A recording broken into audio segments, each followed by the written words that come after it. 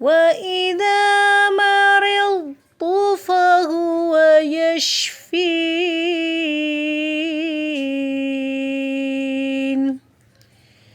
السلام علیکم ورحمۃ اللہ وبرکاتہ۔ ابن عباس رضی اللہ عنہما کہتے ہیں، جب نبی صلی اللہ علیہ وسلم کی وفات کا وقت آیا تو گھر میں کچھ مرد تھے۔ رسول اللہ صلی اللہ علیہ وسلم نے فرمایا، ادھر آؤ، میں تمہارے لیے ایک تحریر لکھ کے دیتا ہوں جس کے بعد تم کبھی بھی گمراہ نہیں ہوگے۔ تو عمر کہنے لگے، نبی صلی اللہ علیہ وسلم کی تکلیف ان پہ غالب آ چکی ہے اور تمہارے پاس قرآن تو ہے، اللہ کی کتاب ہمیں کافی ہے، یعنی اس وقت کوئی نئی تحریر لکھنے کی ضرورت نہیں۔ تو گھر میں جتنے لوگ تھے ان میں اختلاف پڑ گیا، تو ان میں سے کچھ جھگڑنے لگے، ان میں سے کچھ کہہ رہے تھے کہ لے آؤ، قریب کرو آپ کے، تاکہ نبی صلی اللہ علیہ وسلم تمہیں کچھ لکھ دیں، اس کے بعد تم ہرگز گمراہ نہ ہوگے۔ اور ان میں سے کچھ وہی کہہ رہے تھے جو عمر کہہ رہے تھے، یعنی ایک ہی بات تھی اور دو لوگوں نے مختلف انداز میں سمجھا اور آپس میں اختلاف کیا۔ جب بے مقصد باتیں زیادہ ہونے لگی، والاختلاف، اور اختلاف زیادہ ہونے لگا، نبی صلی اللہ علیہ وسلم کے پاس رسول اللہ صلی اللہ علیہ وسلم نے فرمایا، کھڑے ہو جاؤ، چلے جاؤ۔ عبید اللہ کہتے ہیں کہ ابن عباس کہا کرتے تھے کہ کتنی افسوسناک بات تھی، بہت ہی افسوسناک بات جو حائل ہو گیا آپ کے اور آپ کی کتاب یا تحریر لکھنے کے درمیان، ان کے اختلاف اور ان کے لغو بات کی وجہ سے جو وصیت نامہ نہ لکھوایا جا سکا۔ تو نبی صلی اللہ علیہ وسلم نے کیوں کہا تھا کہ یہاں سے اڑ جاؤ؟ کیونکہ وہ لوگ آپ کو چھوڑ کر آپس میں جھگڑ رہے تھے۔ بہت دفعہ ایسے ہی ہوتا ہے کہ مریض کے پاس لوگ جاتے اور خوب بیٹھتے ہیں اور پھر بیٹھ کے سیاست پہ باتیں شروع کر دیتے اور پھر آپس میں جھگڑنا شروع کر دیتے ہیں، اور نتیجہ کیا ہوتا ہے؟ مریض کو ان باتوں سے کوئی دلچسپی نہیں ہوتی، وہ بہت تنگ ہو رہا ہوتا ہے، نہ وہ سو سکتا ہے نہ وہ کچھ کھا سکتا ہے، کیونکہ مریض دوسروں کے سامنے کیوں نہیں کھا سکتا؟ کیونکہ اس کی کمزوری کی وجہ سے بعض اوقات اس کے منہ میں کوئی ڈالے تو باہر گر جاتا ہے۔ اب وہ جب باہر گرتا ہے تو وہ دوسروں سے شرمندگی محسوس کرتا ہے۔ تو اس لیے بہت ضروری ہے کہ اول تو مریض کے پاس زیادہ بیٹھا نہ جائے، اور اگر بیٹھا جائے تو اسی پر توجہ دی جائے، نہ کہ آپس کی باتیں شروع کر دی جائیں۔ مریض کسی بھی طرح کا مریض ہو سکتا ہے، اس کی موت کا وقت ہو سکتا ہے قریب، اس کی زندگی تھوڑی ہو سکتی ہے، تو آپ بیٹھ کے کوئی خیر کی بات کریں، کوئی پازیٹیو بات کریں، کوئی ذکر اذکار کریں۔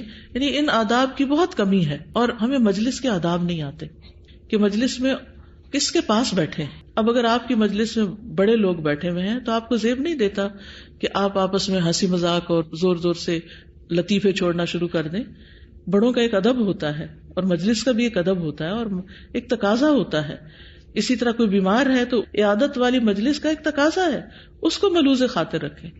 یعنی موقع محل کی مناسبت سے عمل کرنا، یہ ہوتی ہے حکمت۔ کچھ لوگ وفات کے موقع پہ جاتے ہیں اور وہاں ہنسی مذاق شروع کر دیتے ہیں، کچھ لوگ کسی کے گھر جاتے ہیں دعوت پہ تو سب کچھ بھول کے صرف اپنی دو لوگ بیٹھ کے باتیں شروع کر دیتے ہیں، وہ دوسرے لوگ کیا کہہ رہے ہیں کیا نہیں کہہ رہے کوئی پرواہ نہیں۔ لیکن ہم سب انسان ہیں، صحابہ بھی انسان تھے، بھول گئے کہ نبی صلی اللہ علیہ وسلم بیمار ہیں اس وقت، اور بالکل آخری لمحات آ گئے ہیں، اور ہم کیا کر رہے ہیں؟ آخر آپ کو کہنا پڑا کہ یہاں سے اٹھ جاؤ۔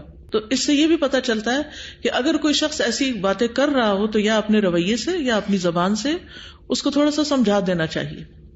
اور اس سے آپ دیکھیے کہ نبی صلی اللہ علیہ وسلم کی تربیت کا انداز کے بستر مرگ پر بھی صحابہ کی تربیت کرنا نہیں بھولے، اور کس موقع پر اپنے مشن کو اور اپنے مقصد کو بھولے ہوگے۔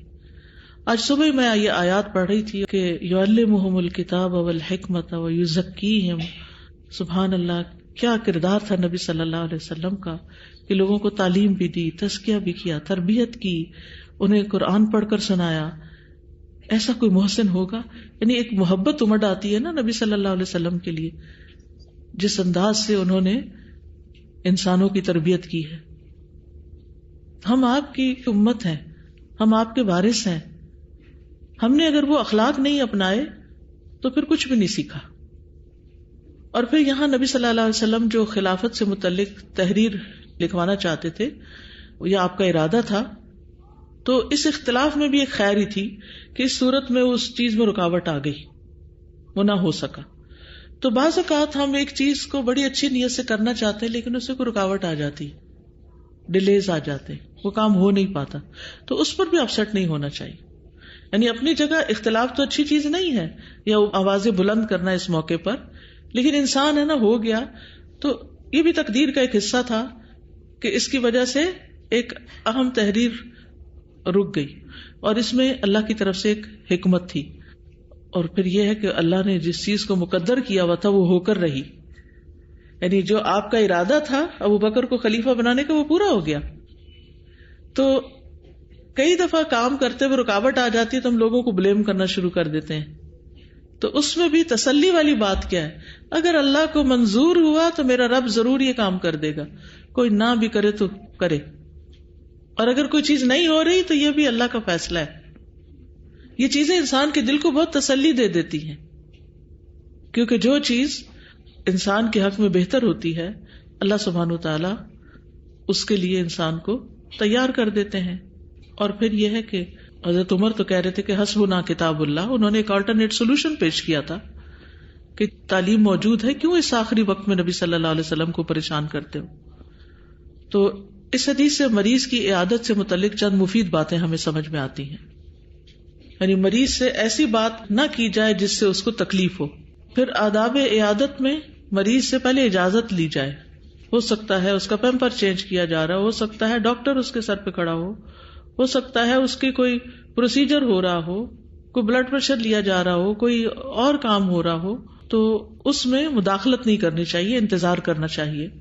پھر یہ ہے کہ عیادت میں کم سے کم وقت لگایا جائے. پھر یہ ہے کہ مریض سے بہت سوال جواب نہ کیے جائیں، یعنی وہاں بیٹھ کے یہ نہ کہا جائے کہ اچھا یہ دوائی کھا رہے ہیں آپ ذرا دکھائیں مجھے.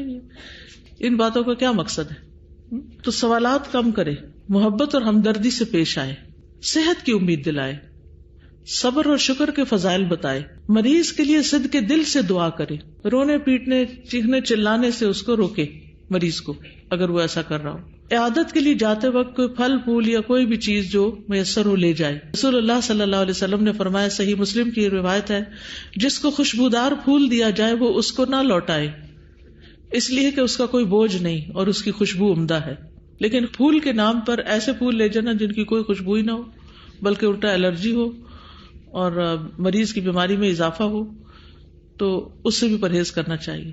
یا پھر اتنے پھول کا ڈھیر لے جائے کہ وہ بیچارہ مریض سنبھالتے سنبھالتے ہی تھک جائے، اس کے اٹینڈنٹس کے لیے اور کام بڑھا دیا جائے. محبت کا اظہار ضروری نہیں ہوتا کہ بہت زیادہ ساز و سامان سے ہو، محبت کا اظہار سلیقے والی چھوٹی چیز سے بھی ہو سکتا ہے.